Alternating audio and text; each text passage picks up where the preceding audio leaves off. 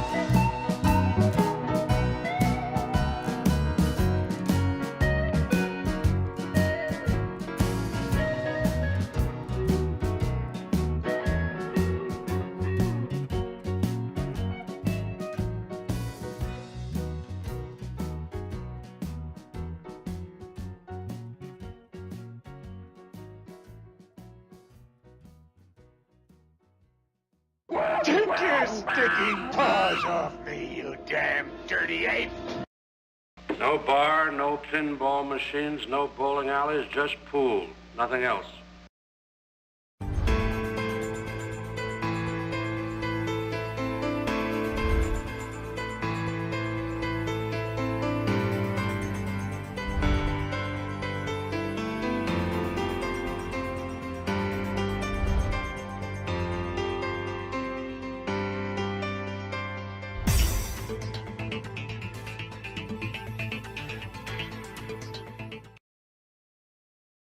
The trouble with Scotland is that it's full of Scots. Your assignment tonight is strategic. You can't give the enemy a break. Send them to hell.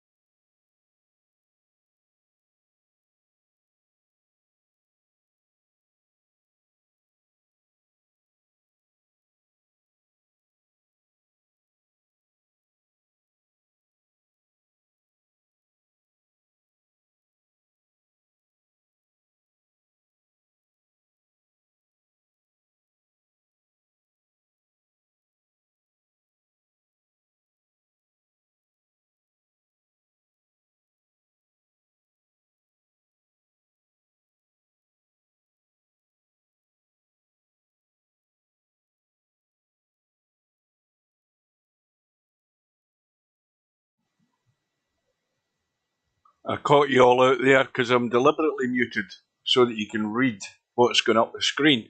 Good evening, everybody. Good afternoon. Welcome to whoever's all in the chat because I didn't catch all the names. Bill's there, Slim's there, Scotty Slow's there.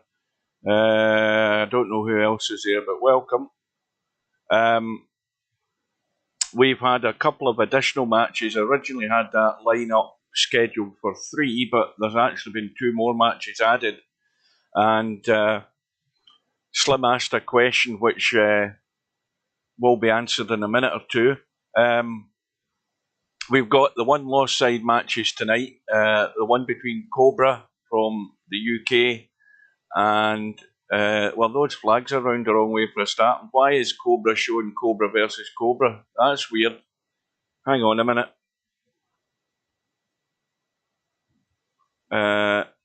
I don't know what the hell's happened there. We'll just fix that.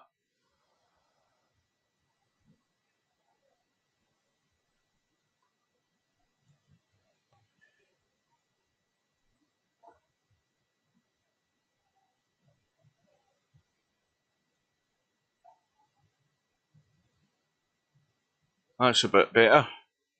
Anyway, where are we? I'm losing track of what I'm doing here. Anyway, that is the schedule. We've got the match coming up in a minute or two. We've also got the 1 lost side match tonight, which is actually tomorrow, British summer time, because it's actually at midnight, which obviously means it's now Monday. So that's in a few hours' time. We've got Bill against Paul, again on the 1 lost side, and that is going to be tomorrow afternoon at 4:30 British summer time. And then we have the big one. The big match coming up, which has been added to the schedule, or the schedule, as you people say, is the one between Albinario and Spectre Dawn. And that, of course, is on the winner's side. And it has been arranged for... sorry, I forgot about Popman and Fast Eddie as well. Popman and Fast Eddie... Popman's arranged his match for 3:30 PM next Saturday, which is good advice I gave him in my message for VP4 TV. If he was going to arrange his match, to arrange it not on Saturday at all, if he could help it, but not to conflict with the VP4 9-ball league on Saturday night. So Potman's going early against Frasteady next Saturday. But then the big match is between Albinario and Spectre Dawn on Wednesday night. This coming Wednesday at 8 p.m. and I'll be there for that one as well. So welcome to Bedhead, welcome to Dwight. Now I'm going to call it, well, Bedhead's got it partly right. I had it in my mind to call it 13-11 to Machine, so I'm going to stick with that. Because I think it could easily be 13-11 either way, because we know all the factors that affect this game and have been affecting these matches. Now, I don't know. Hang on a minute. Just give me a second. VP4 TV. You're watching a Tactical Genius production. Please welcome your commentary team for this match, 9ball.com and Super Admin aka Steve Chaplin, CEO and President of Celeris, Inc. Well, good luck to both players and have a good one. Good evening and welcome to Steve. Good evening, everybody. And I have now got my new VP4 logo, just to annoy people, which is that. And, well, I've predicted 13-11, Steve, but I'm going for Machine, provided he shows up, but he usually does at the last minute. Cobra's been in practicing. I don't know what you think. 15-11. Machine. Wow. Yeah, I'm going to go. See, Bedhead's gone 13-11 Cobra. I'm going to call it 13-11 to Machine. By the way, thank you for that link. That Yoki Uki link or whatever it was has had excellent quality. I've got that in my favourites now for any more Chinese snooker that comes on. I watched the whole of that match with Ronnie O'Sullivan and Marco Fu. And O'Sullivan won it, I think it was, what, 6-4 in the end? Something like that. I'm surprised it was only a race to 6, by the way. Usually a race to 9 or 10. Anyway, that's by the by. Well, I'm having a hard time with picking Machine as the favorite here. I got to go with Cobra. Well, you see, the reason I'm thinking is that if it goes according to the way it's went for Machine so far, he doesn't come in and he doesn't do a warm-up. He starts off trying to find his feet and find his pace. Then he finds it, and then he's very consistent, or at least he has been. That's why he's got this far. And I'm going along those lines that he's going to do the same thing. Well, I could be wrong. Yeah, I think Cobra is a little better player than Machine. I think he's going to make less mistakes, which is what it's going to come down to. But, you know, I mean, I'm not saying Machine can't win. I'm just saying Cobra's the favorite. But Machine certainly plays good enough that if he plays well, you know, he has a chance he can win this. It should be a good match. I don't think we're going to see a blowout here. Oh, Machine is in. Machine has arrived. In fact, he's actually arrived a lot sooner than I thought, because I'm looking at the chat and I didn't see his name. He must have been in a lot earlier. I didn't see him arriving in the lobby. He's already he's in the room warming up like you said he wouldn't do. Ah, well, there we go. That might be the biggest mistake he's made. He should have just come in. Your prediction's already wrong. Yeah, that might screw him up if he's warming up. Yeah.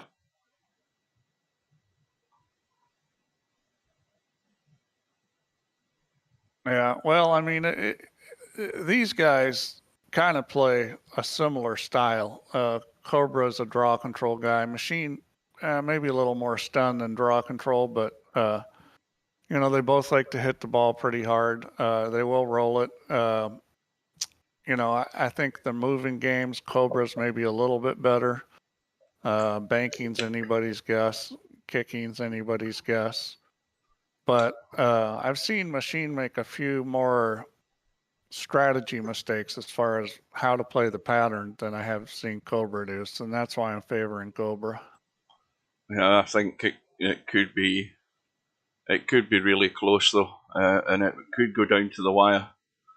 It's a tough one. It could be close. I mean, I don't think it's going to be a blowout, but I definitely think Cobra's got a clear advantage. If he plays well, I think he wins.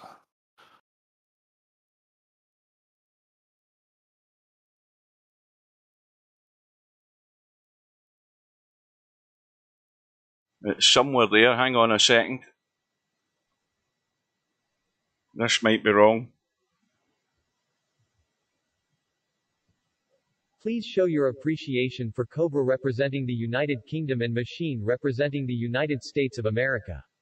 This is a one-loss side match in a race to 13 in this year's 2022 10-ball I will World say this about Championships. Machine. He's better than We a have lot two of these matches guys tonight, that are and like following good later players. tonight at midnight, we have another one-loss Could side be a match lot between better. Interchange He's kind and of Hairpin. in between those guys and guys like Albin and Cobra, and you know, I think Bedhead plays a little better than Machine. He's got some of the same issues with some of the consistency and not playing the right thing. But I'd favor Bedhead over Machine too. Well, Spud Boy's backing me as well. Now, if Slim's still there, I don't know whether Slim's jumped into a tournament, but Slim was asking in the chat before I went properly live while I was doing the countdown whether I was going to be doing the match later on tonight. And of course I'm doing the match later on tonight. I've already told you I'm off all week, and I don't care what time the matches are at. If I'm awake and I know that they're on, I'll be there. So both players are in. So Cobra says he's the favorite against anyone except Albin and maybe Spec. I think Wrong Cobra's one. a favorite against Spec too. That looks good on the table, doesn't it? From what I've seen, I mean, Spectre Don does some things really well, but his moving in game is terrible. I was planning on being there, but we'll see, you know. But you can come in too, Slim. I mean, we can have a three-way. Well, that's not the start he wanted. Nope. Well, there we go. Especially for Dwight. You know, this is like ball in hand with a table that's... The only problem on this table is a 3 to 4 ball. That is the tricky part because of where the 9 ball is sitting. And it's going to be interesting to see what he does here. Ideally, you go to the other side of this 9 ball, you know, on the short side of it, because then it's not in the way. And I think that's what he should do. He's sitting perfect to do that. And he did not do that. Now that, in my mind, is a mistake because he can play the thin cut. I mean, he's going to have to play the thin cut. Around behind the 10 and the 7, the path looks good for that. But he might end up, you know, in the middle of the table. I don't think he's going to do that. I think he's just going to draw this back and take the thin cut. I'm not sure what the advantage is of going around. Because he's going to end up in the short side or the middle of the table. Yeah, he's doing what you said. Yeah, now the one good thing is this 8 ball is sitting perfect for him to just run into the 8 ball, glance off the side of it, and head down towards the 5. So he doesn't have to really do anything except make this, just like that. So that may have been his plan all along. I didn't notice the 8 ball till then, and if it was a very good one. And if it wasn't, it worked out. I predicted 13-11 to Machine, Spud Boy. Welcome to Fast Eddie. Fast Eddie, hi Fast Eddie. Yeah, this is the way Cobra wants to start and not the way Machine wants to start. Because, you know, not only is Cobra going to win this, then he's breaking. Now, Cobra has not shown himself in the past to be wonderful at breaking. So we'll see if he can get it figured out today. Because with good players, the break does make a significant difference. Yeah, he's perfect on this. Just slide out there and little stun over, and he's out. Well, Machine's he's going forward. Machine's practice idea before the match has backfired on him. He's jinxed himself. Yeah. Now, see, I wouldn't have played it that way. I would have just stunned it over. And the reason why is just that, that extended from the side pocket, you get a little funny. Although honestly, with that ball, if you came up short, it wouldn't have mattered. Going long could have, but I thought that just sliding across was easier.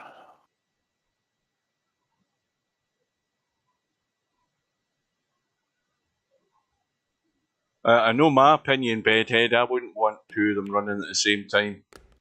That's purely a selfish thing, though.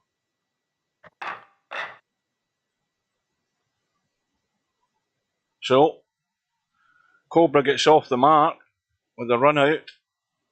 I think Bedhead's trying to figure out a way to get a one-pocket world championship going. Well, you could do it right now while this is on, and then it's all over by the end of the night. Slim and Bedhead in the final. Slim and Bedhead. Yeah, set it up. It only takes Steve 5 minutes to do it. We'll catch the end at the end of this match. And it's another dry break. There we go. So that's a pretty mediocre safety. Now, I'd be calling the 10 ball exactly. Here. I'll tell you why. You took the words out of my mouth, Steve. And I'd be hitting it with speed enough to stun the cue ball, because you want that cue ball to slide back over towards the 3 and towards that long rail, because you could get a block on that. Plus, if you hit the 10, the 3 ball's moving sideways, you get a lot of blockers. You're right enough. I forgot that as well. I don't know why the hell I missed that out.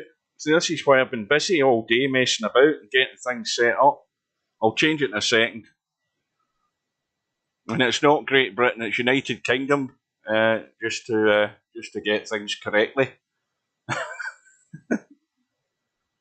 I had a brilliant idea earlier on, by the way, Steve. I'll tell you about it in a little while. A VP4 idea. Oh boy. Oh yes, you're going to love it. You're going to say, no, I'm not doing that. Then you're going to go away and think about it and say, you know what, I think he's probably right. And that was well played. Yeah, that was perfect. Nice speed. Put a little bit of left English on it. That was well played. And I wonder how many guys in the stream will actually agree with me.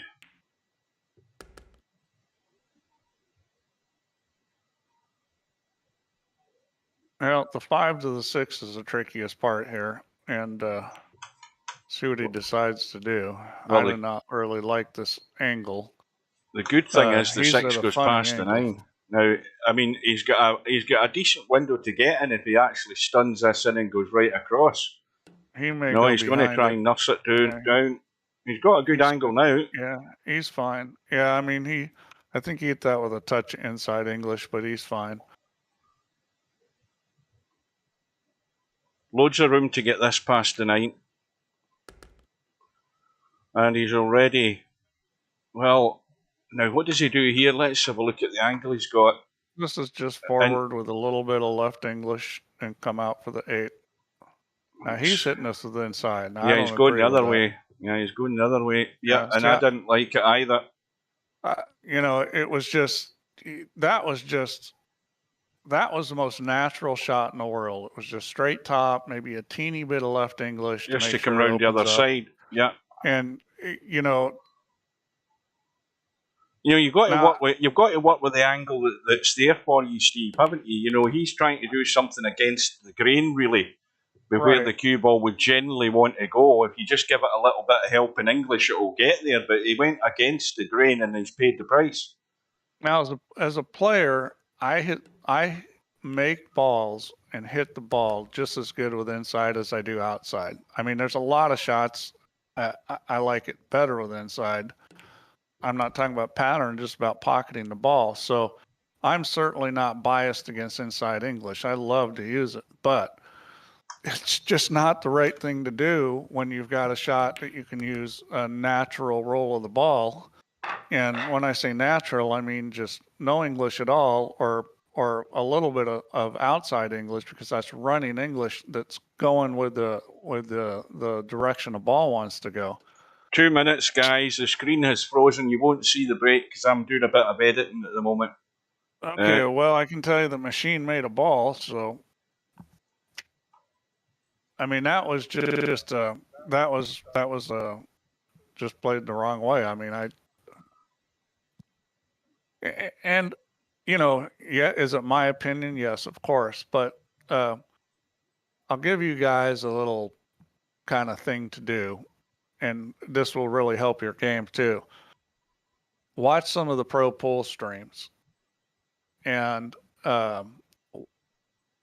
when the guy's at the table and he has a certain shot or he has a certain table layout, sit there and say to yourself, "This is how I would play it," and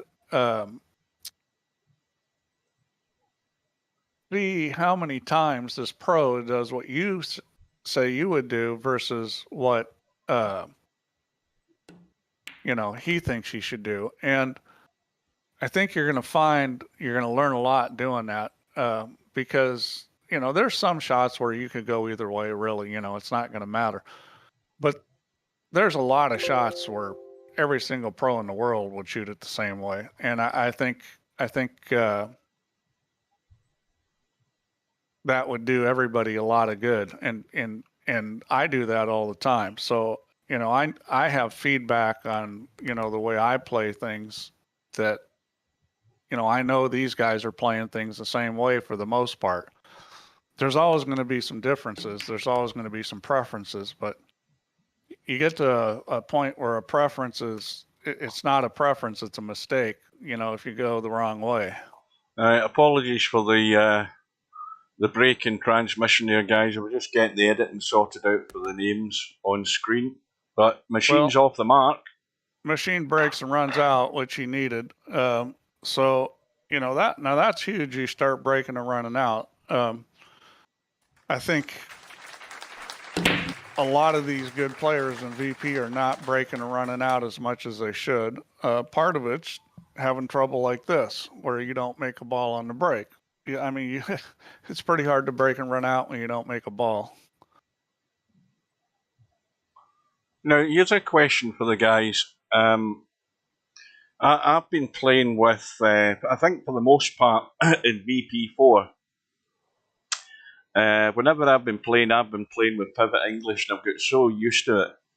And when you're talking about imparting English in the cue ball, I went back to the legacy mode, the old VP3 mode in VP4 for the English thing, and I was trying to pot some balls using the old way that we used to do in VP3. I couldn't do it. I couldn't. I kept missing them when I was putting English on it. You got to get used to it. I actually play with that legacy view, and the reason why I do it is because, for starters, I don't aim using a pivot technique in real life. I do pivot, but I don't pivot like VP pivots, and so I think the bottom line is the visual for me is more like real life when I'm in the legacy VP mode. I'm just interested in what the guys do, what they're using. Oh, I'm sure people are using all kinds of different things. My guess is that not that many people use parallel, and most of them are either using pivot or they're using the old VP3 way. Mm. Now, quick look up the table here to see where the problems lie. 4 ball. Well, where he is with the cue ball at the moment, he might get the 4 in, but obviously he's got to get to the 4. That's a problem. And, if he gets nicely on the 3, he certainly could come across, possibly for the 4, but it's way too tight. Yeah, I mean, this is a tough situation. He's going to need to get in a place where he can bump that 4, and the way it's sitting, it's going to be hard to bump it and get a shot. Oh, here pig's on parallel. Yeah, I mean, I'm not saying nobody's going to use parallel. My guess is that more people use the other two, and I'm sure most people use pivot. I mean, Well, I know that when VP4 came out, that's the first thing I was messing with. He's tried to get greedy there and create something, and he's missed the 3 because of it. But I know when it came out, I went to Pivot English, and it took me a little while to get used to that. But I've had it ever since. I've chopped and changed back to the legacy mode, and then 10 minutes of that's enough for me. I then go back to pivot.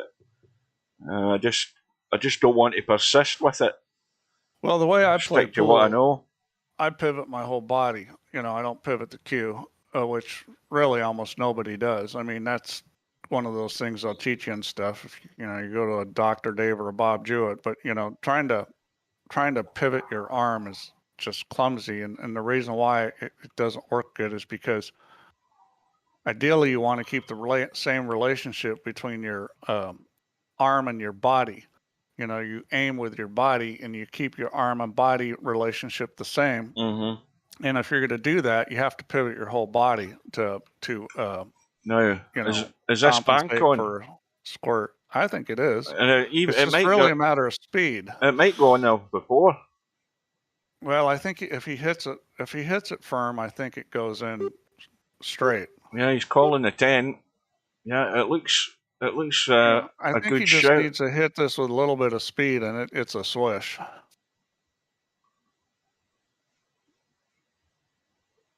See if the 4 ball will come into play. Nope. Oh, well, that's that's. I don't know how he saw it, but I think he tried to compensate there one way or another. He cut the 3 ball to the left, and I don't think he needed to do that. Yep, I would have just hit that as it was. It looked a reasonably good line. It was going to throw a little bit with the angle he had, but not a lot. Cobra's managed to duck away.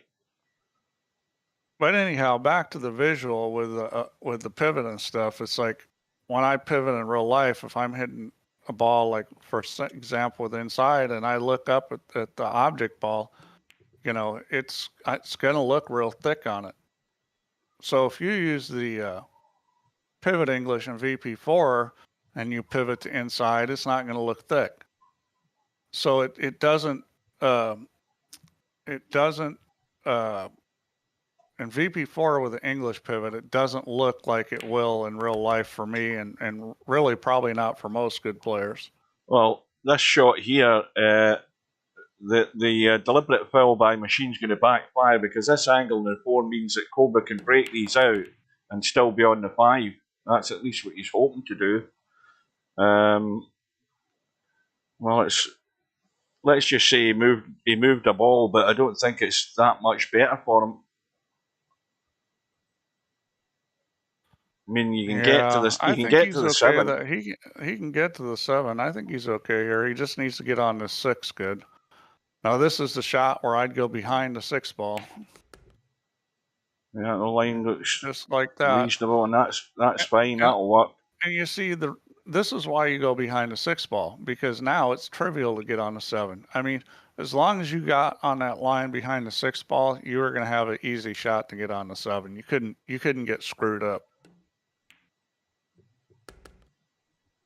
Well, he's dead straight, so does he risk a big stun just to get this out off the rail slightly in the 8? I would stun it.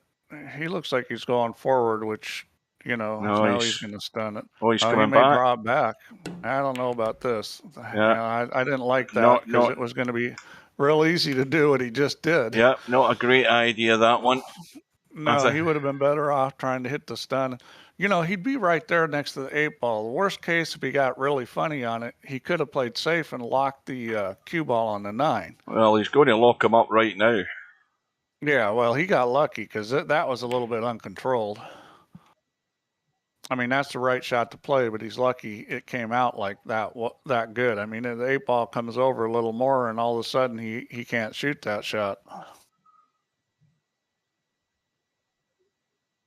Yeah, I think I'm talking to Spudboy there. I would agree with Spudboy. I think a lot of players, maybe players who don't really, maybe they don't quite understand, but a lot of players do tend to use an awful lot more English than they think they need in VP4. Boy, I use a lot of English in real life. I mean, I just hit what the shot requires. The thing is on a lot of shots, English makes a shot flow more. It's easier to accomplish what you want to do. So I kind of look at it as, you know, use what makes the ball flow, where you don't have to try to force it. I mean, the biggest thing I see with players in real life, and I'm talking about a lot of players that are pretty good players, like A players and stuff. The thing holding a lot of these people back is that they force the cue ball. The way they hit it, everything's forced. And you want the cue ball to flow, which part of it has to do with quality hit, developing the stroke so that you can get a lot of spin on the ball without a lot of speed. But part of it's also the choices you make. And those players that play that kind of style where they force it are typically good bar table players, but they're not so good on a big table because that doesn't work as well on a big table. Well, problem for Machine, he's broke off in rack number 5. He's come up dry, and Cobra is right in here to Cobra's widen going this to run gap. out probably. He got a little funny on this 2-ball, but I think he can still just roll this. The problem is, does a 4 go by the 10? Yes, it does. So he's okay. He can just roll this 2-ball. The 4 goes by the 10, and, you know, have an angle on the 3 is fine if you're going to that side of the 4.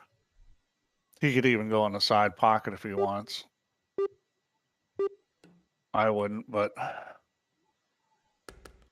Well, I think he probably is going to now, where he's sitting with this cue ball.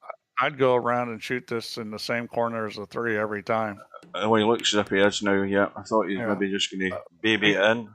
I just think it's easier to get the line on that shot than it is to get the line into the side pocket, especially with the 6-ball there. And he needs to bring this back so he's got some angle to come back for the 6. This is pretty safe. It's near impossible to get stuck on the 7 at that angle. And that's perfect. And see, that's smart, you know.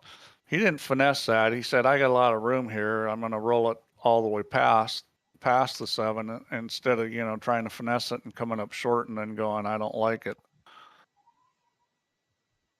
That's the thing about Cobra is there's a lot of little things he does. This is why I favor him in this match with Machine. There's so many little things that he does that, you know, a lot of the other players don't do. And that was one of them, just making sure he came out enough for the 5-ball. A lot of guys would have hit that a lot easier. Well, this is already a mini crisis. Well, I said it wasn't going to be a blowout, but right now it's looking like it could turn into one. I mean, I think Machine's a good enough player that he's going to, you know, recover and play some pool. But yeah, well, if Cobra keeps playing near perfect, then it's going to be very difficult for him to catch up. Well, my plan and the reason for my choice was that Machine was going to get balls in the break when it was his break. That ain't working. Yeah, well, I mean, it's still early in the match, but you know, Cobra's playing well, and Cobra's capable of playing at this level, and I don't think Machine is. I think Machine's a very good player, but I don't think he's capable of playing at this level because of a lot of those little things. Well, it's 4-1. And I've been, you know, very critical of Cobra in the past, and you know, because I'm going to criticize everybody's weak points, but you know, as far as breaking and running out goes, he's really good at that part of the game. And if he gets rolling where he's getting a lot of good tables, he's going to do some damage. Well, 2 balls in the break, but no luck.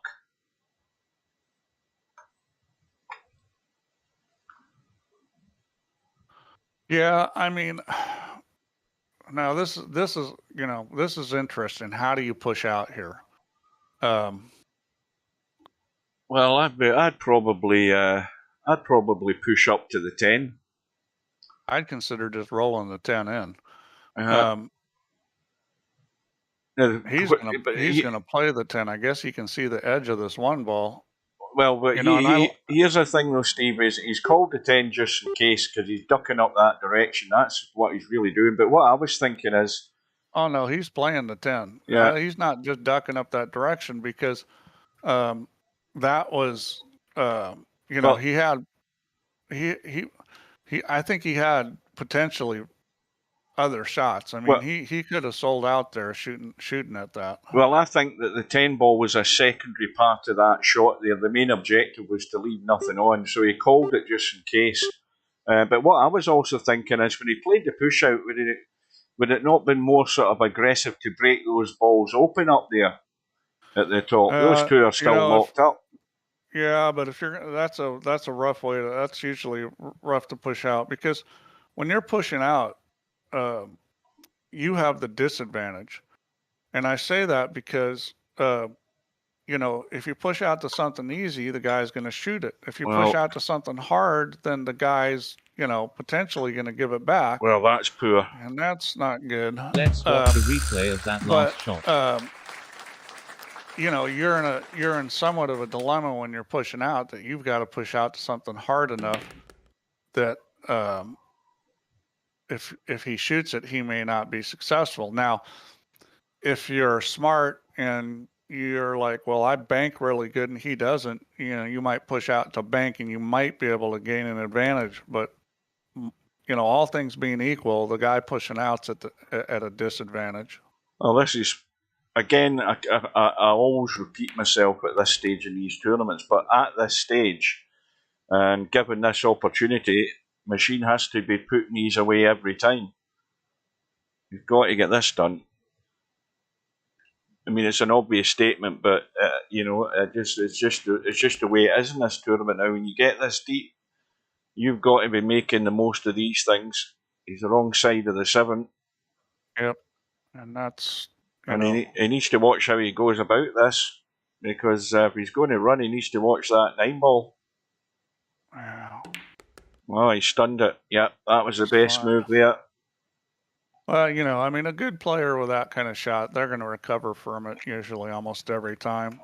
There wasn't a lot of problems there. You just, every time you do something like that, the percentage of getting out goes down just a teeny bit, even if it's only 1 or 2%. It still, over time adds up.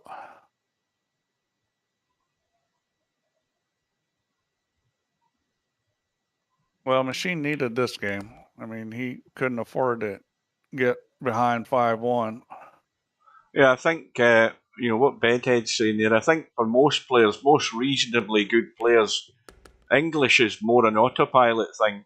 You do it without thinking a great deal, because you immediately look at the shot, you see where you want to go, and everything falls into place. You do, but you also, you need to know how to check, make sure you're right. Like I can look at the balls and I can tell right away if I'm lined up, I'm making a shot. I mean, at that point, the only way I can miss is to make a mechanical mistake. So visually, I understand the connection. I understand what everything looks like. Doesn't matter what kind of English I'm putting on it, what I'm doing with a cue ball. I can look at it and know. But if you ever wonder why these pros playing in these tournaments are taking, 2 or 3 practice strokes and looking, that's what they're doing. They're checking, because all these guys could play a lot faster than that, and some of them do, but they're checking to make sure that they got all that connection right before they pull the trigger, and you can do that in VP too, but the opposite of that is just freewheeling. Get up, look at it, and just hit it. And you don't see a lot of pros play like that, because it's hard to play like that and not make those kind of mistakes where you screw up stuff that's you shouldn't. Well, I take it he called it into the initial pocket. The 1 ball was over. Hazard, whenever you're playing safety in snooker, you generally are using left side or right side each shot. The reason for that is you're trying to affect the line of the cue ball so that you don't run into a ball colour, or you're trying to straighten the cue ball off that black cushion so that you don't run into a ball that's maybe blocking your path to get back to ball. So yes, not just Ronnie, I think a lot of players, pro snooker players, will use a bit of side just to change that line of the cue ball. Well, there's a lot of safety shots where you're trying to kill a cue ball. So English will help you do that. Well, what happened to Machine there? Because well, I mean, that was a good shot, other than the fact that he almost scratched. I mean, yeah, that but was the thing is, was it not Machine that was on the one ball after Cobra trying to call the one ball into the right hand corner? How did Machine miss? Did he miss the two ball into he played a 2-10 combo. Ah, right. And it was a good shot. I mean, he put the cue ball in a place where he wasn't going to sell out, but he almost scratched. But it was a good idea how he played it.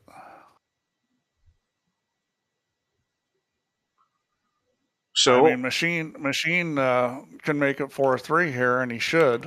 Let's have a double check. That's terrible. Oh God, that's terrible. Yeah, that's probably the worst place you could ever set that cue ball to try and pot the three. Well, again, you could go anywhere on the other half of the table except behind the 6, but you couldn't leave it short. I'm sure he was going to shoot the 3 in the side. And if you hit this right, you can get this past the side pocket. But I wouldn't go forward. I would be going backwards with this. Well, I think he's hit the knuckle there, and it's. I think he might be lucky here. I probably would have hit that. I would have hit that with draw and right English and brought it right back down the long rail, and then probably played safe on the 4. Well, he figured out how to run out though. That was a little bit lucky there where he came. He got away with one on that shape on that 3 ball. Now, Stubb's still there. When are you arranging your match, Stubb? At the last second. What's the deadline? What is the deadline again? I forgot. But anyway, when are you arranging your match? You can arrange it at any time. I'll be there as long as it's this week. Yeah, honestly, guys, the practice strokes aren't really for, getting the connection. The practice strokes, are really for feeling where you're going to release the cue stick. Your connection's just looking at your Q-tip, looking up at the object ball, seeing where the pocket is. You're connecting all these pieces: Q-tip, cue ball, object ball, pocket. The practice strokes are, they're just to feel the timing of how you're going to release that cue stick on the cue ball. I'm talking to Stubb again. That's not what I asked you, Stubb. We don't want to hear your usual crap. We want an answer. God. Another dry break, is it? Yeah, it's dry.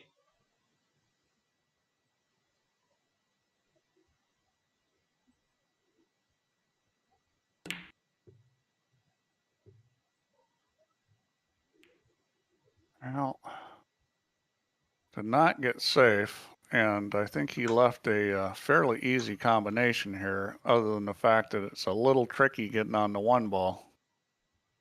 Now this so the 1 ball is going to go over towards the 10 ball. Yeah. I think it's depending on the angle it's hit, it may clip the 10. It probably is going to hit the 10. Might get a combo on the 10 if you do this right. And well, that works. No, but he's got a shot on the 1, so he's good. And the 2 balls right there, and it's looking like that poor safety is going to cost Machine this game. And that's, I've said before that I considered a mistake to be either a missed shot or a bad safe. And that one fell in that category. He just, he didn't get, not only did not get a snooker, he left a pretty easy shot.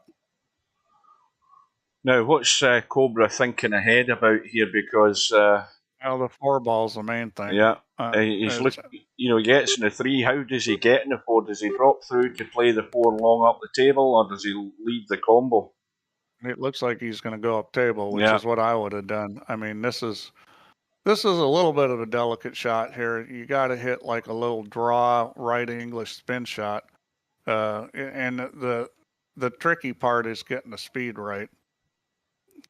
If you underhit it, if you way underhit it, you could even scratch. If you overhit it, obviously you're not going to be on the 4 the way you want. And he didn't use much English. He just used draw, and that's like just about perfect, other than the fact that he's so straight. He probably wishes he wasn't this straight. He's going to go forward, I think, and shoot the 5 in the side. Yeah, I mean, that's probably just as simple to do because, I mean, he's no problem with the 6. Well, you just got to get the cue ball past the side pocket. You don't want to hit the tit on this shot. But I think the angle he's got, he can do that. Yeah, he's fine, I think. And he's through nice and far. He could go right to the rail and he was fine. Well, Spud Boy says he uses more practice stroke in real life on a big table than a bar table. That's an interesting thing. That's changing your rhythm, though, isn't it? I mean, you should have a set rhythm each time, shouldn't you not? Well, I think that's a matter of not being comfortable with the connection on longer shots. You know, for me, I don't do that. If I am doing that, then it's a trust issue, which is always, I never play well if I don't trust it.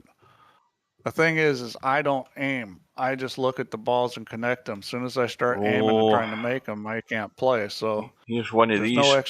No extra strokes unless I'm screwing myself up. Here's one of these. Spectre's here. Hi, Good evening. Welcome aboard.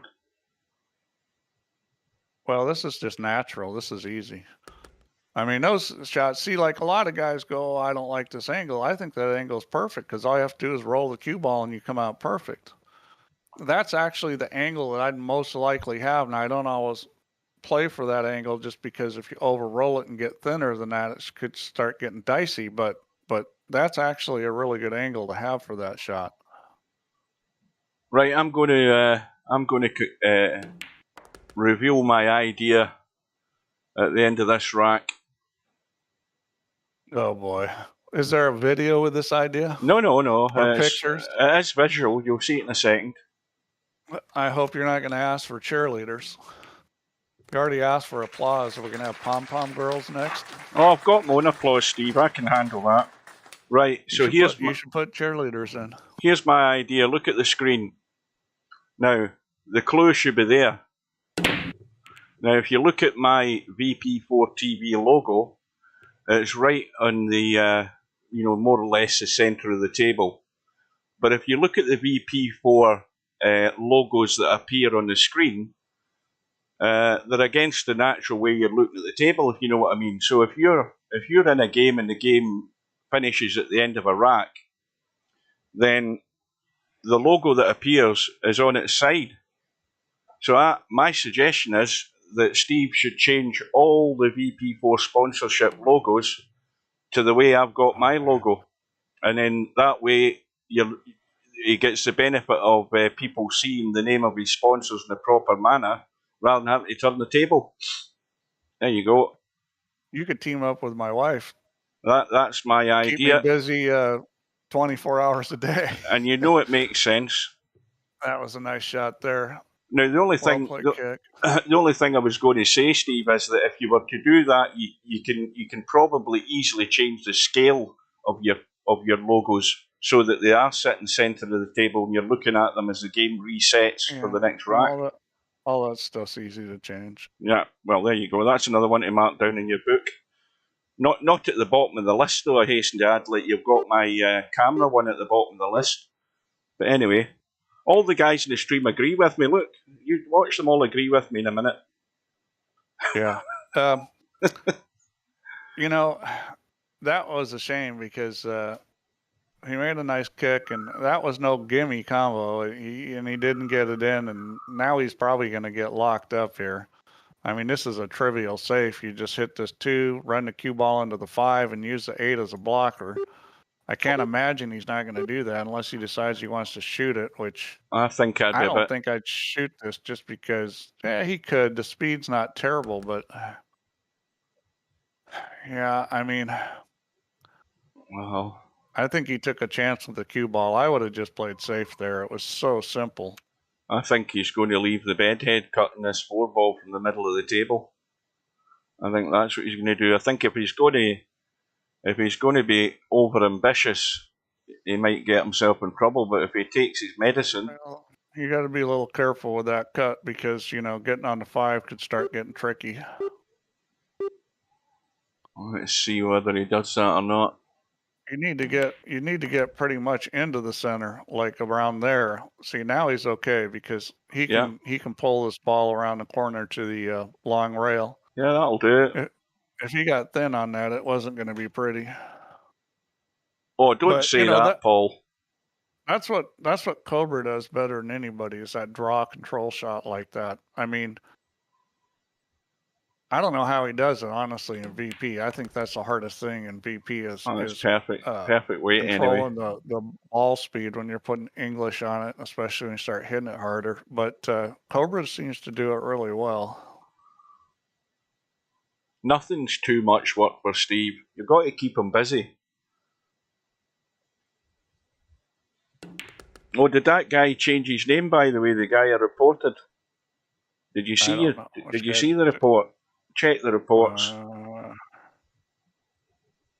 Let's see. Reports. Make sure I'm still getting reports. Well, I sent one, so if you didn't get it, then it's broken as well. As have the banners in the lobby are broken as well, Steve. I take it you've seen that. Yeah, I did see that. I've had some problems with my email since I got off Google, although it's been...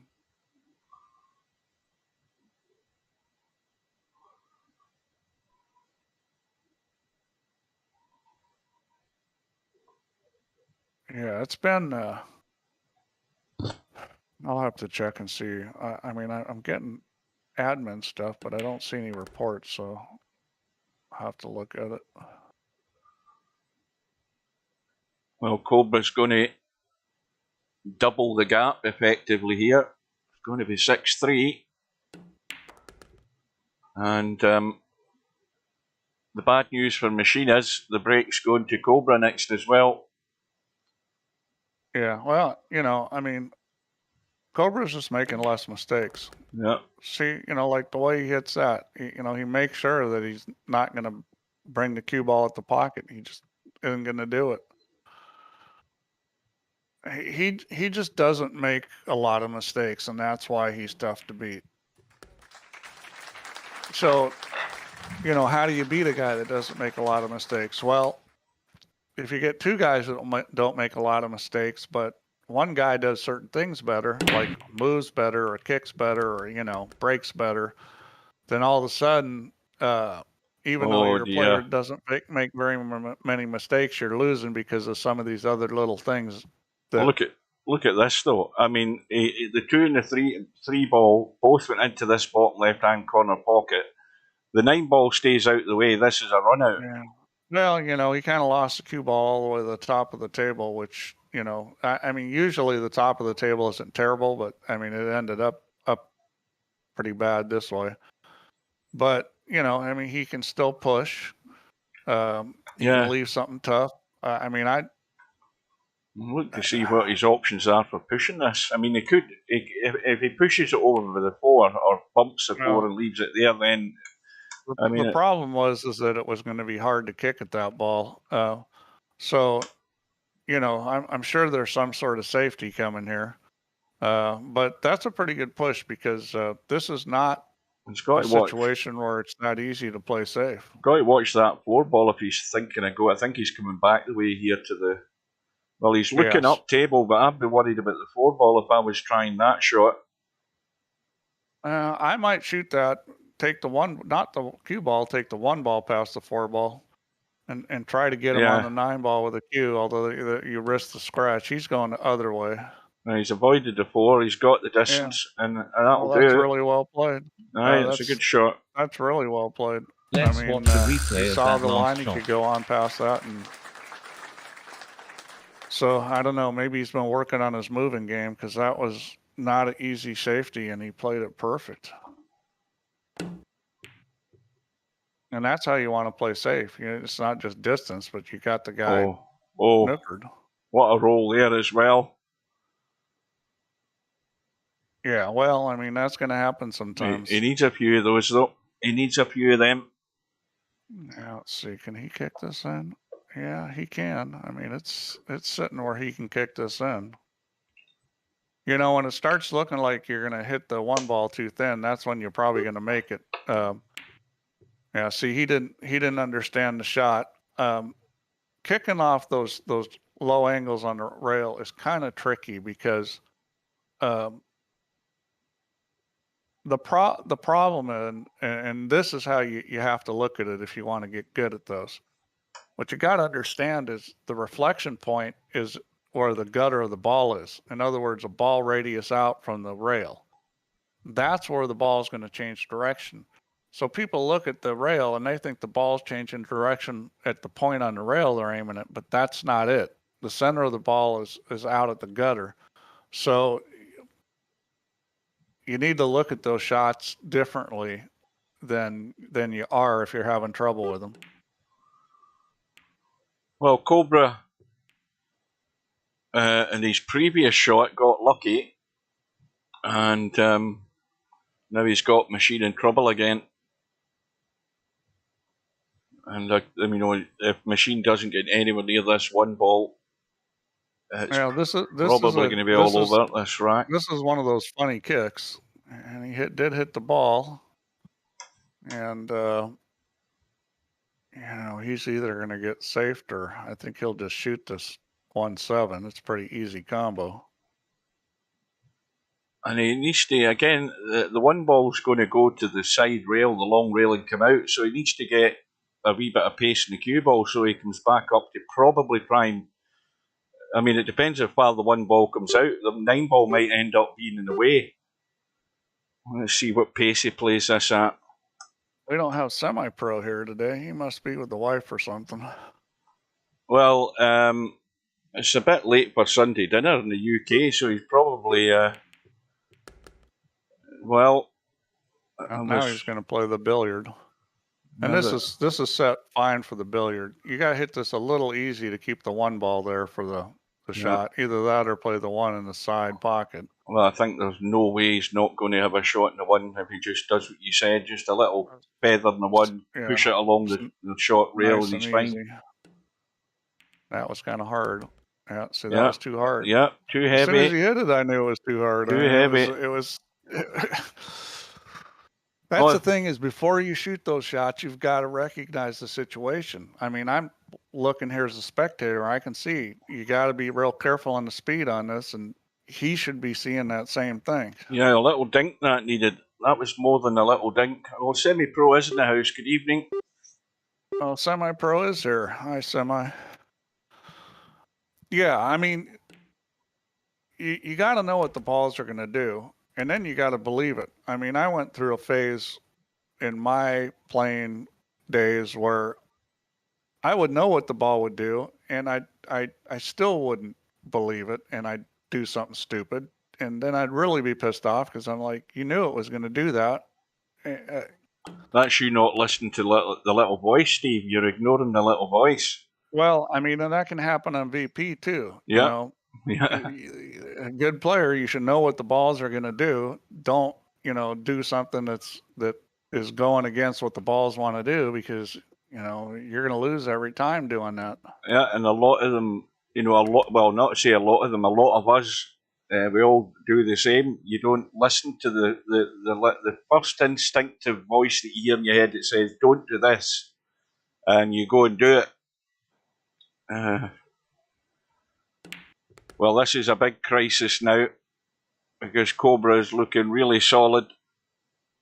I'll tell you how you solve that, though, Hugh. You lose a lot of money doing that. That'll solve it for you. Yeah. You'll certainly be well aware of what's going on in your head then. Well, there's nothing like losing money to teach you different habits.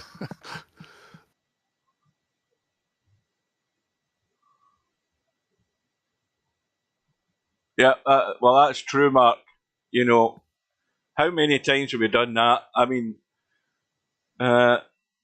you line up a shot and then you're not quite there, but something in the back of your mind says that's not quite there. You still hit the bloody ball and you still miss.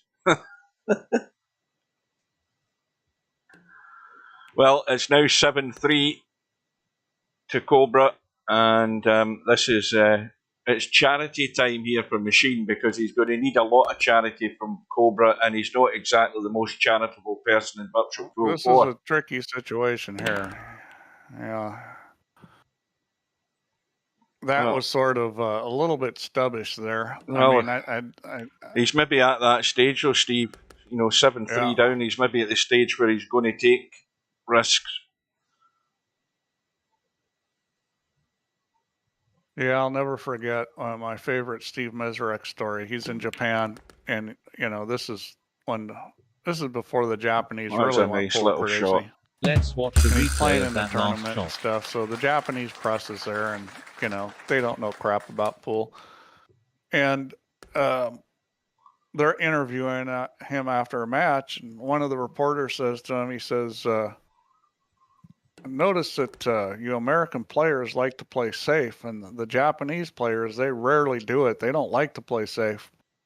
And Mizurak says to him, well, do the Japanese players gamble? And the reporter says, no. And Mizurak says, well, when they start gambling, they'll start playing safe. Yeah. This is a great story. Yeah. Meserek was one of the all-time great players. He was a phenomenal player.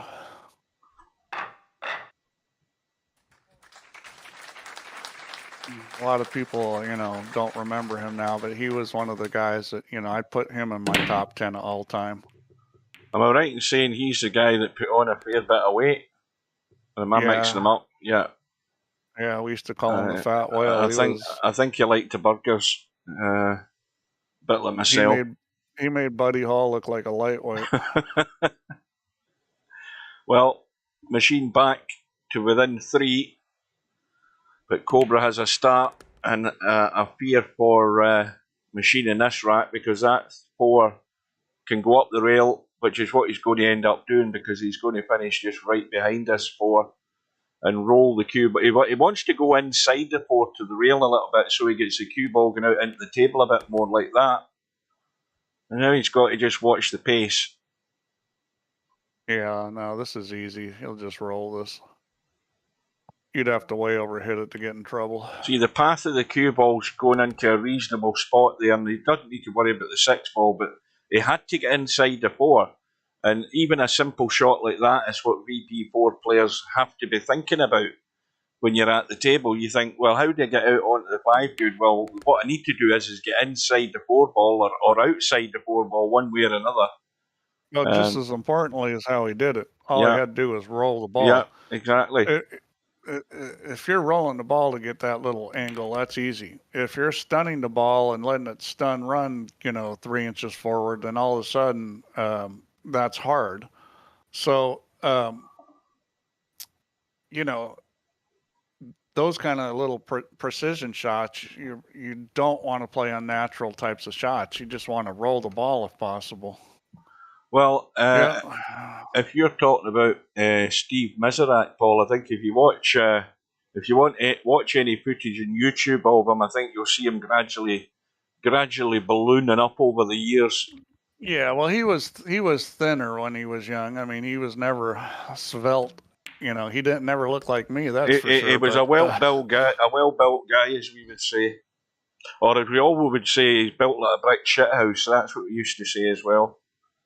Yeah, Larry, that Miller commercial, that's one of the all-time best Miller commercials. That was a great commercial. Well, no sooner has Machine bounced back with one rack, the Cobra just says, hang on a minute, you ain't getting any closer to me. Yeah, I mean, this is... The only way Machine can win is he's going to have to, discover God mode, and then he still probably needs help from Cobra, because Cobra is already playing pretty close to God mode. Cobra's not making very many mistakes, and I just don't think Machine can play that speed where he makes very few mistakes. Yeah, well, it looks like mine and Spud Boy's calls going down the pan rather rapidly. Yeah, well, here's the thing, is a guy like Machine, most of these guys that are, rated 21, 2200, he's just going to drill them.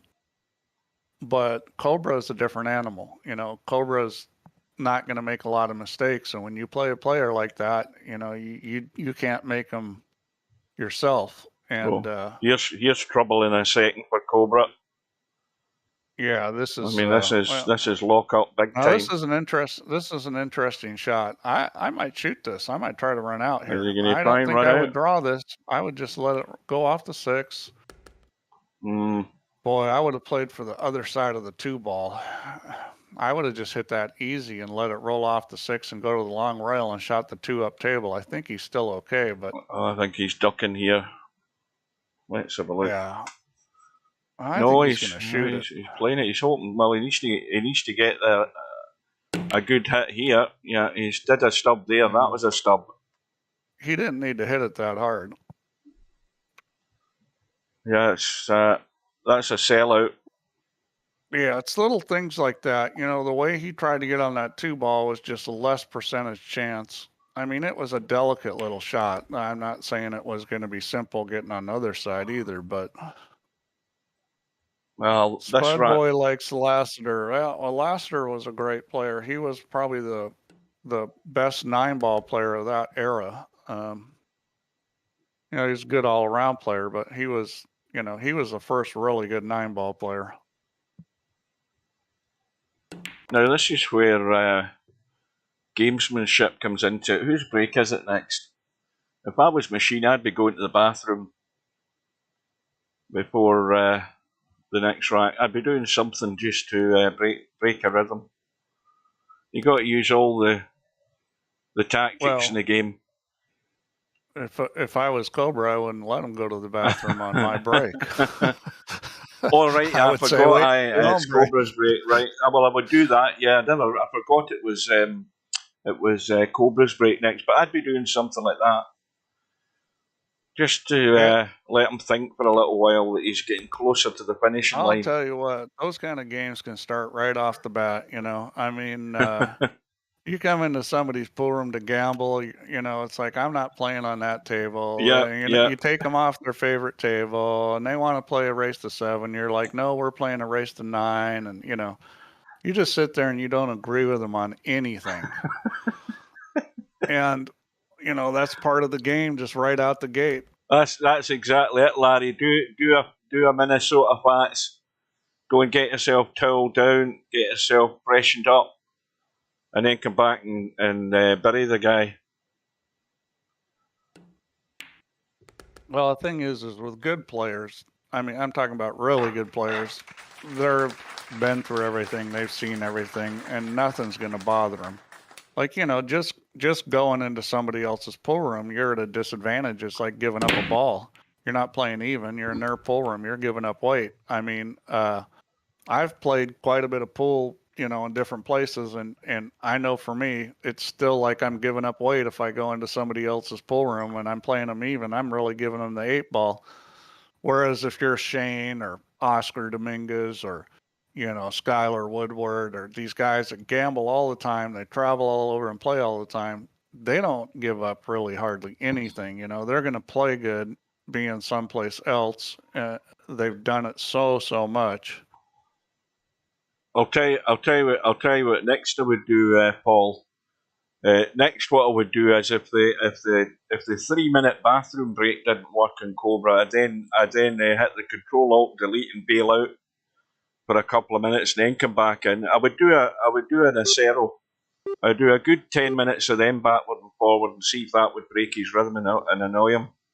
You start doing that, there's a good chance you're going to end up. You've got to get dirty. Forfeit in the match. You've got to get dirty. Oh, that's what we wanted to get clarification on, and I'm sure Larry wants to get this sorted out 100%. If Larry's still there, what is the deal in these tournaments? I.e., Friday Night 9-Ball, for example, and also the 9-Ball League, as far as this 10-minute timeout goes, and then this 5-minute timeout. Can we explain that in full for the guys that weren't there last night to so that they know the timeout? The timeout, and it's this way for tournaments too, is if you are in the middle of a match and you leave, you lose connection, whatever the reason why you leave, there's a 5-minute timeout. Right. The 10-minute timeout, is the match. The match timeout is for showing up for your match. The start of the game. And they used to be the same. I mean, the idea of the timeout at the start, we all know that sometimes people have a hard time getting there on time, whatever's going on in their life or whatever, and they're signed up for it. So at the beginning of the tournament, we're given a little leeway.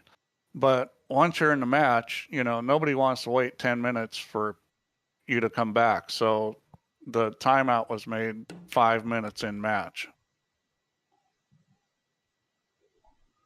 If somebody has a connection problem or somebody's a jerk and they disconnect or whatever happens, you don't have to wait 10 minutes. Well, this is turning into what I said it wasn't going to be, which is a blowout. It's more of a rout than what we all thought. Well, I mean, Cobra's playing really well. I will say that this is about as good as I've seen him play. You've just cursed him there, Steve. Well, Machine you have anyway. That wasn't his break. Machine. So it's all going wrong for Machine right now. Well, I think he's had a couple of scratches in the break at least. No, the play here is to play the 1-8-5. You could play the 1 off the 5 too. Oh, that's stone dead. Yeah. You need to. Well, you need to get that open, and he's not doing it, and that's a huge mistake. He had a trivial shot to open those 2 balls up. I would have played the 1 off the 5. That was the simplest shot. Well, I agree with you 100%. I mean, if you look at it, it's stone dead more or less, and you've opened up the problem balls. If that's the case, then what he's going to do is play the 4 in off the 5. Yeah, the problem with doing that is that now you're moving the ball you have to get position on, and that complicates things. You don't want to have to do that. Yeah, you're relying on a bit of luck on how this is going to finish. And there's no way he's going to get on that 4 ball any better than he could have been on the 1 when he had ball in hand. Yeah, this is what he's going to have to do. Yeah. Now, this is doable here because the 5 is just going to pop out. So, I mean, he just needs to make sure that he hits this hard enough to get it popped out. And obviously, you got to hit just a little bit of it. But I think the angle of the cue ball is going to come right back out. It's all good. Yeah, and he played it well. Yeah. See, he played that with enough speed. He was going to get separation, and he recognized that. So, yeah, I think he made a mistake not doing it on the 1, but he was able to recover.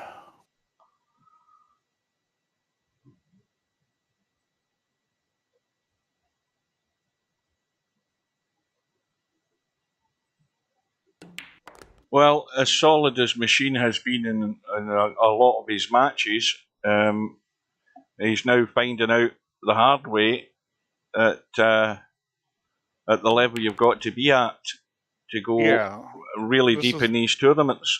This is a whole different animal playing Cobra.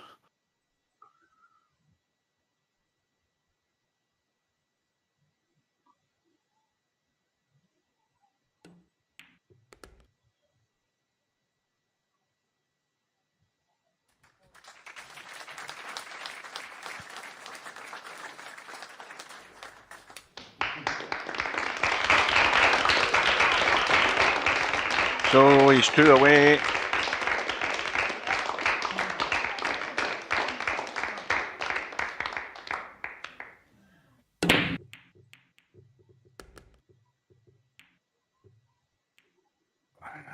His break's been pretty good today. I'm going to be interested to see the break stats. So 1 ball is gone. No shot in the 2, although he could kick at this. Yeah, I think looking at the gap there.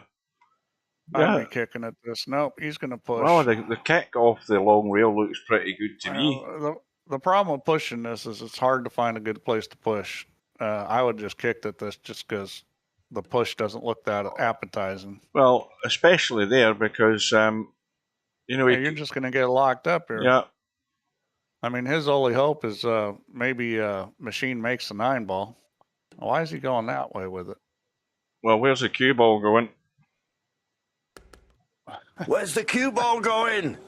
I would have put the cue ball there, but instead of the 2. But well, that was wow. a fatal mistake. It's in everything that can go wrong will go wrong mode right now for Oh Machine. yeah. This is now he's going to be buried well and truly. This is a disaster. Well, I think I'd be pushing the 2 ball up the table rather than. Well, what's he doing? Is he going for the run out? I think he's decided he's going for the run out, has he? Yeah. Yeah, well, I'm sure he's going to try to run out here. I mean, well, we all thought that it's vertical not the liquid. greatest table for a 3 foul. We all thought that. We all thought. I mean, I thought it was. I picked Machine 13-11. That's certainly Nobody not in the thought cards. it was going to be a blowout, but you've got to give Cobra credit. He's played really well. Oh yeah, and I think Machine's a little shell shocked. Getting in a match with a player playing this well. It can be a shock to the system when you don't get very many chances.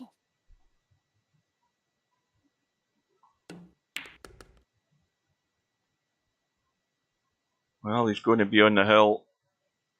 Machine will have one last chance to get a break and run out if he can to just prolong the match.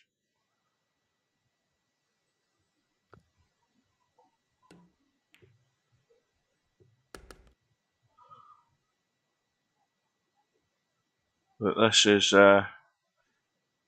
probably as easily as you could have them.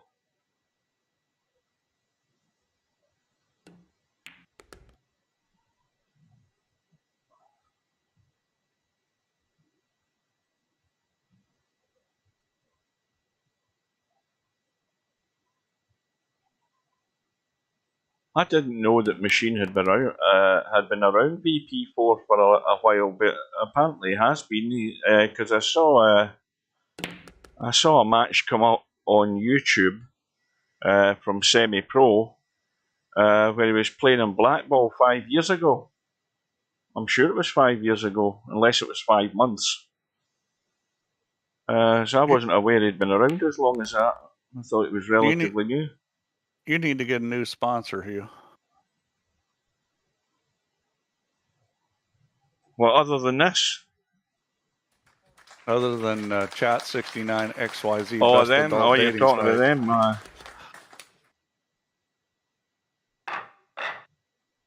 Now the VP4 helps on the screen.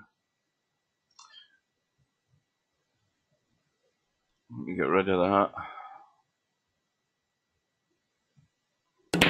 That was a bug I told you about a long while ago, Steve. With the VP4 help menu. It's a weird one. You remember that one? No. If you keep bringing up the help menu and you keep getting rid of it, VP4 continually zooms in. You notice that? Watch this. Get rid of it. You zoom in.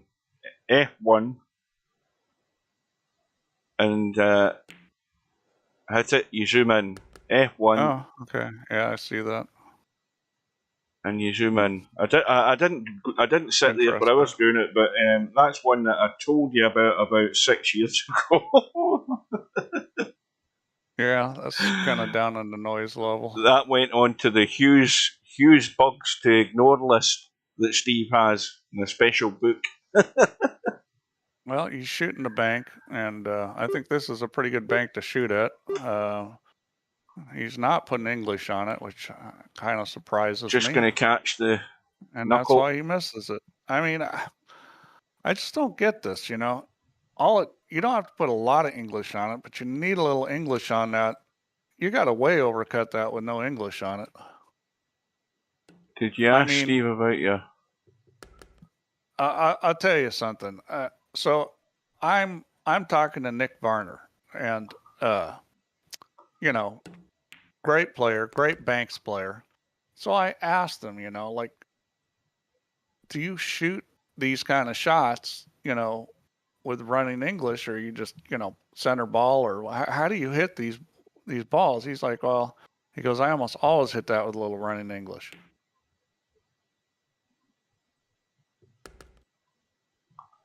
Now, what was that message above there? Something about an on-screen menu idea. You're going to have to remind me what the on-screen menu idea was. I've just caught the end of the sentence there. But anyway, Machine looks as if he's going to survive another rack, unless he finished on top of the 9. Well, Mark, that statement would be right if you just put not right before to do. Spudboy can't remember either. Yeah, I've had loads of things that I mean, the other most annoying one is the one where at the end of a match that you might be spectating and it comes up and tells you, do you want to save this recording? And you've not got recording on at all. Yeah, I've looked at that one before and haven't been able to reproduce it. Yeah, weird. I know Hairpig said he's seen it before too.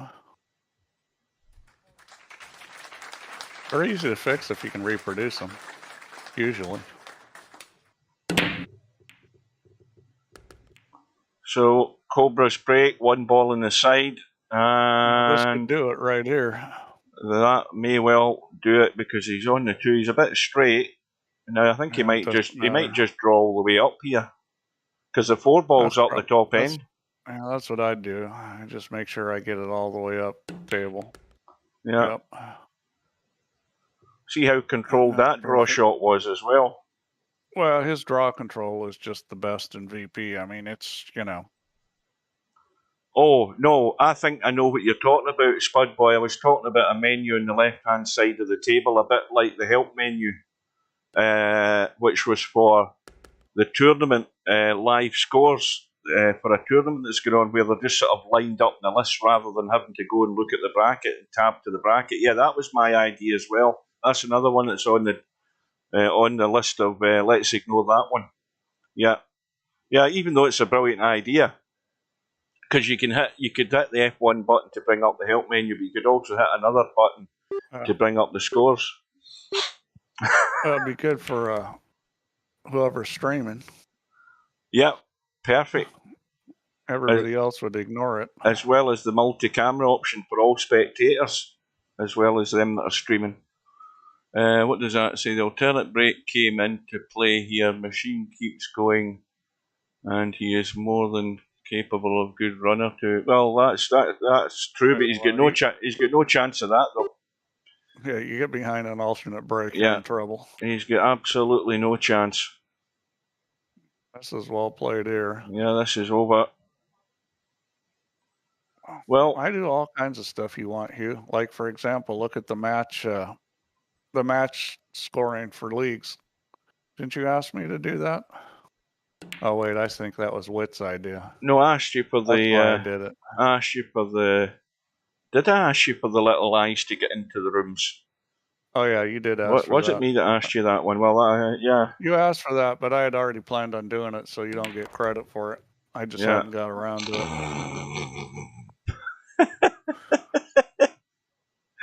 it.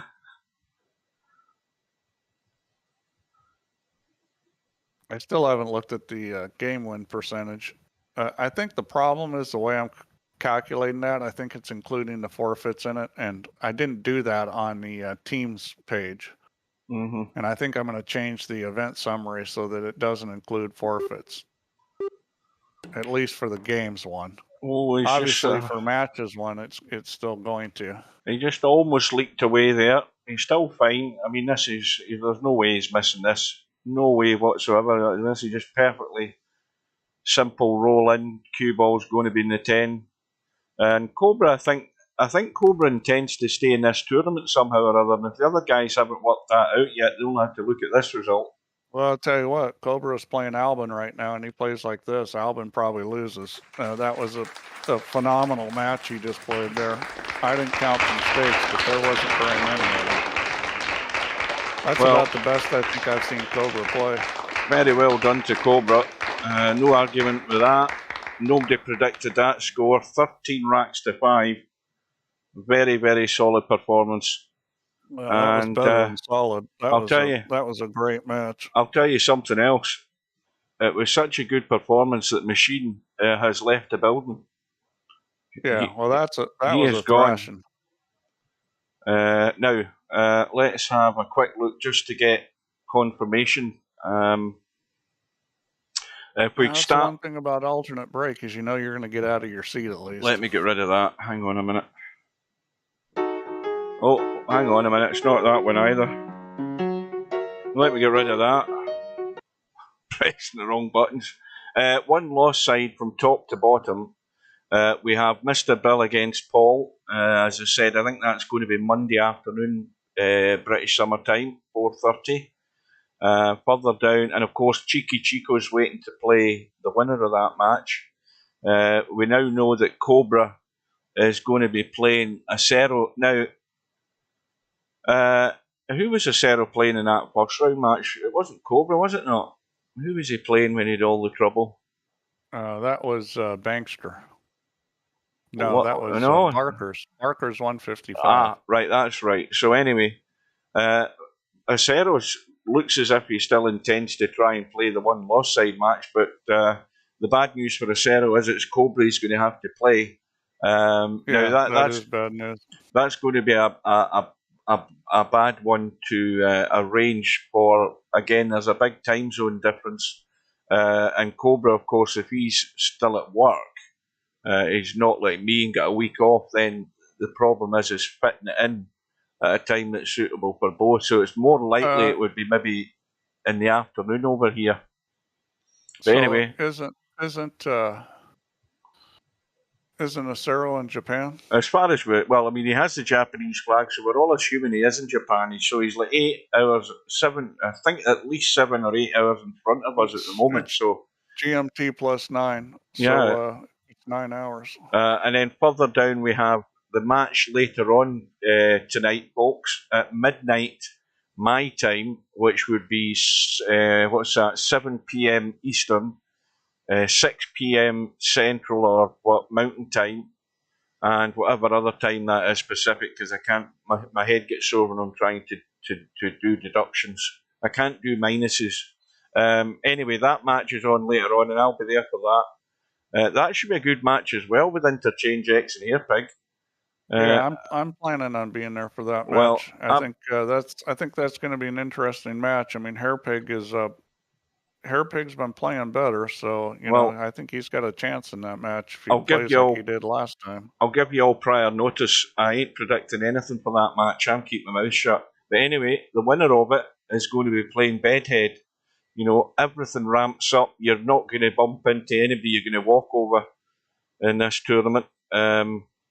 But now, further down, we've got Fast Eddie, who must fancy his chances against Popman after Popman got grilled the other night there from Spectre Dawn.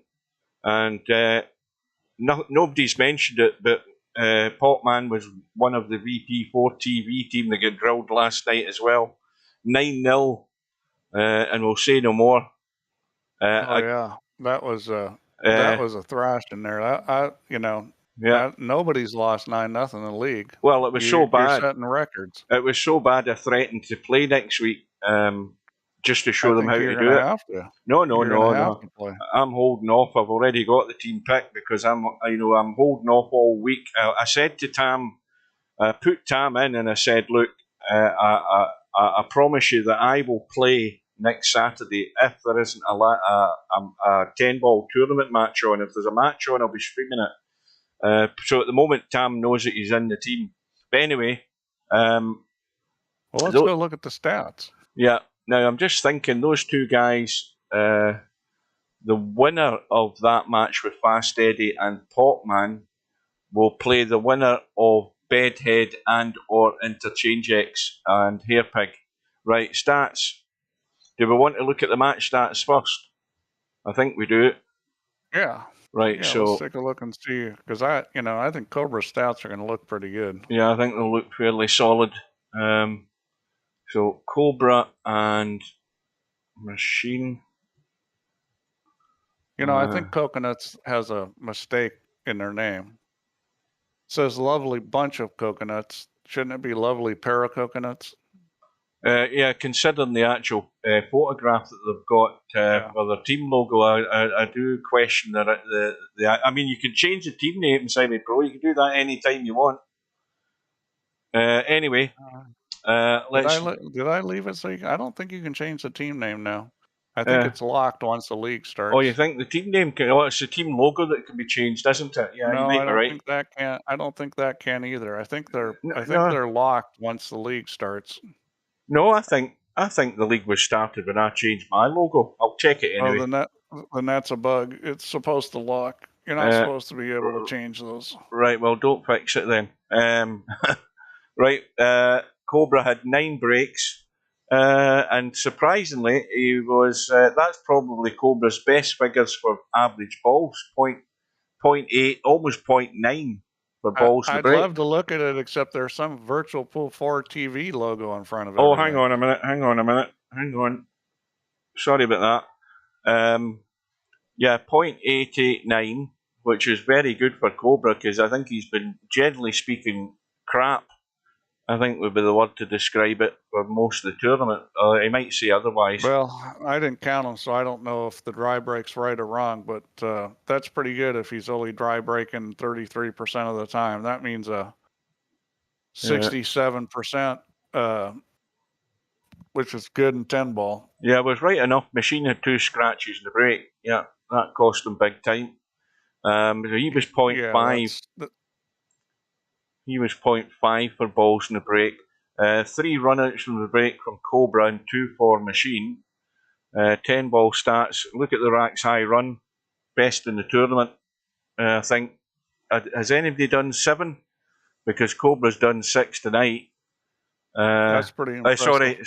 Sorry, I take that back. Racks run, not racks high run. Racks high run is not very relevant in an alternate break tournament. But racks run, that's pretty impressive. So that means of the 13, he ran out half of them from the get-go. And, you know, that's, you start putting those numbers up, it's hard to beat somebody like that. And both of them 100% for Moneyball shot, although obviously Cobra had 13 and Machine only had 5. Let's clear that and look at the tournament. See how things are going now. Quick look. Break stats. Well, we're going to go top to bottom. Again, this is slightly misleading because people have played more matches than others, but Slim's at the top as far as breaks. But if we actually tab the average balls made and ignore those ones down to as far as Tommy, who is now out of the tournament, but he's still got the highest average balls made in the break. Cheeky Chico's in 0.8364. Shibo's out of the tournament. Mooncake's in 0.81. I'm looking to see if any of these other guys that are still left in the tournament are starting to creep up. Slim's still at the top, effectively, I think. I think Slim is still at the top of the players that are... No, in fact, Slim's out as well now, isn't he? Yeah, Slim's out of the tournament. Z Karaoke isn't there. Bill... is Bill still in it? I can't remember who's in the tournament, who isn't. He's in 0.7. He might be the highest. Mind you, he's only played 20. He's only 28 breaks. Ice Age Cobra has certainly moved up the list. His break's gotten better. Yeah, he's 0.76 now with 52 breaks. Who else is there? Barker's 48 breaks and 7.75. Machine Mill, who's now out, is 0.74. Jose's way down. I'm still looking for Spectre Don and Alwinario in Bedhead. Well, Spectre Don's breaking's been terrible. Yeah, 0.6. 0.6. Bobby Barris. Bedhead, 0.65. Still haven't found Albinario in this thing. Where is Albinario? Oh, there he is. Albinario is way down at 0.57. Stubbs way down at 0.59. You know, and Popman is down at 0.58. So there's guys that need to sort of work out something else in their break, or at least be a bit more variable on their breaks, because I don't think they are. Anyway, your dry break percentage in 10 ball, you know, should be no more than 50%, but ideally, 60%. It really kind of depends on, I'm not quite sure where it should be for VP because we keep changing the rack around. But I mean, we just saw Cobra do 67 tonight, and he broke really well. So I think it's reasonable to be about 60% on balls made. So in other words,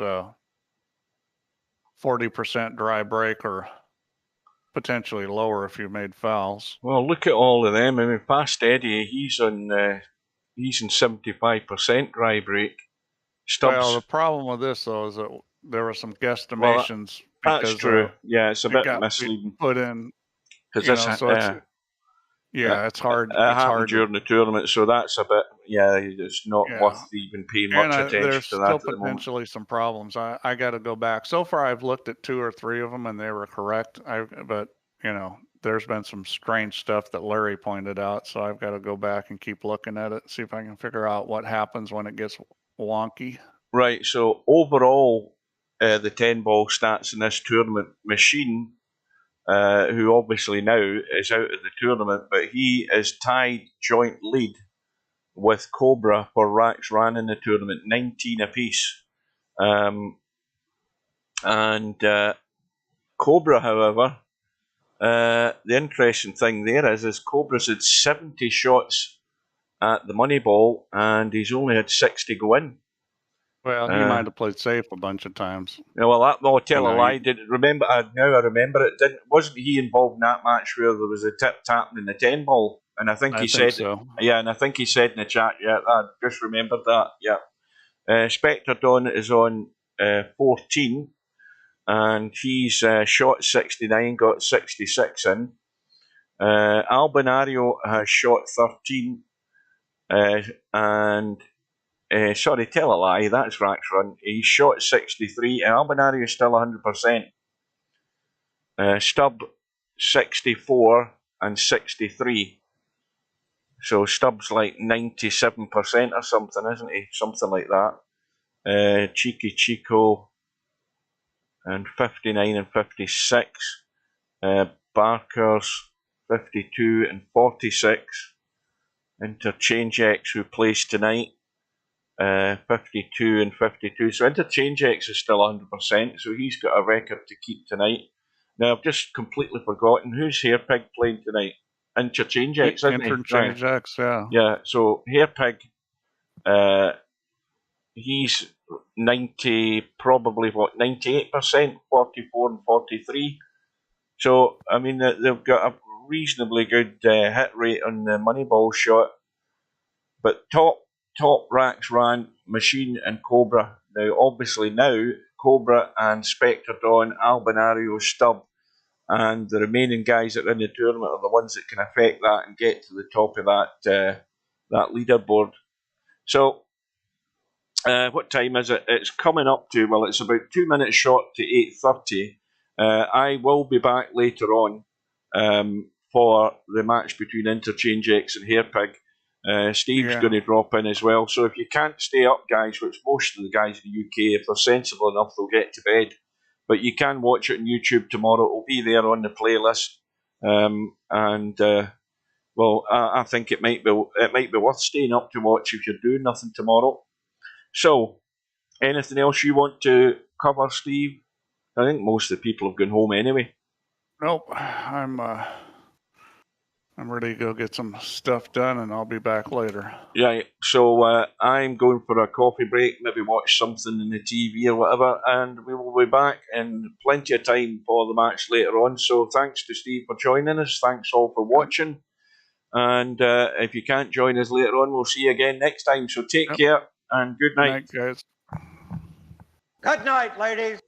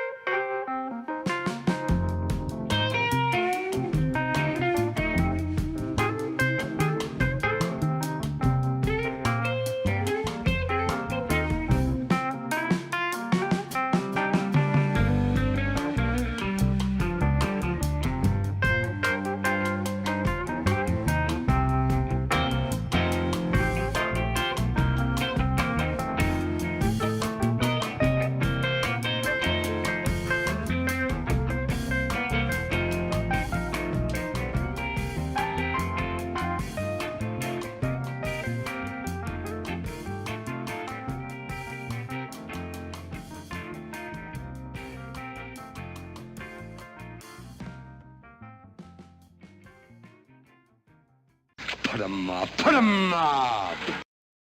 No bar, no pinball machines, no bowling alleys, just pool. Nothing else.